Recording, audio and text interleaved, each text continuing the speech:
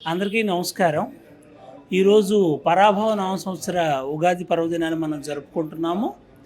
పరాభవ అంటే ఇదేదో అవమానానికి సంబంధించిన అనుకోవడం పొరపాటు. సమానార్థకాలు అనేక అర్థాలు కూడా ఒక్కొక్క పదానికి ఉంటూ ఉంటాయి. పర అంటే ఆదిశక్తి అని అర్థం, ఆదిశక్తి అంటే లలితాదేవి అని అర్థం, భవ అంటే శివుడు. లలితాదేవి శివుడు ఇద్దరూ కలిసి ఎంతో మేలు చేసే సంవత్సరంగా ఈ సంవత్సరాన్ని మనం భావించాలి. ఒక జ్యోతిష్య పండితుడైన నేను, గుంటుపల్లి వెంకట సత్యసాయిరాం అనే నేను, ఈ సంవత్సరం గ్రహస్థితులను క్లుప్తంగా వివరించాలనుకుంటున్నాను. చాలా చాలా బాగున్నాయి గ్రహస్థితులు. ఎందుకనంటే వృషభ లగ్నంలో భారతదేశం జన్మించింది. ఏకాదశి స్థానంలో శని ఉన్నాడు ఇప్పుడు మీన రాశిలో. 10వ రాశిలో రాహువు తిరుగుతున్నాడు. 4వ రాశిలో కేతువు ఉన్నాడు. కొద్ది నెలల తర్వాత రాహు మకరంలోకి, కేతువు మరి కర్కాటకానికి వ్యతిరేక గమనంలో వెళతారు. వెళ్ళినప్పుడు అత్యంత అనుకూలతలు జరుగుతాయి.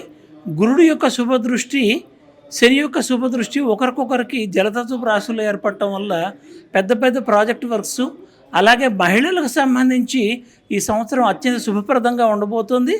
మనం మామూలుగా ఉమెన్స్ డేని మార్చి 8వ తేదీని జరుపుకుంటాం, కానీ ఈ సంవత్సరం మొత్తం ఒక ఉమెన్స్ డే లాగా జరుగుతుందని తెలియజేస్తున్నాను. చాలా చాలా బాగుంది. మీకు, మీ కుటుంబ సభ్యులందరికీ ఉగాది పర్వదిన శుభాకాంక్షలు. నమస్కారం. ఇటువంటి ఉత్తమ కార్యక్రమాలు నిర్వహిస్తున్నటువంటి 99 టీవీ వారికి నా అభినందనలు. ముఖ్యంగా ఉగాది పర్వదినాన్ని మెగాస్టార్ చిరంజీవి గారి చేతుల మీదుగా జరపడం, ఈ పద్మశ్రీ అవార్డు పొందినటువంటి వారికి సన్మానాలు చేయడం, ఇదంతా కూడా చాలా గొప్ప విషయం. సజ్జనానాం దర్శనం పుణ్యం వందనం మోక్ష సాధనం అంటారు. ఇంతమంది సజ్జనుల్ని ఈరోజు 99 టీవీ ద్వారా నేను కలుస్తున్నాను, మీరు కూడా కలుస్తున్నారు. ఇది ఒక గొప్ప విశేషంగా మన 99 టీవీ వారు నిర్వహిస్తున్న ఈ కార్యక్రమాన్ని, ఈ ఉగాదిని మనం ఎప్పుడు కూడా గుర్తుపెట్టుకోవాలని కోరుతున్నాను.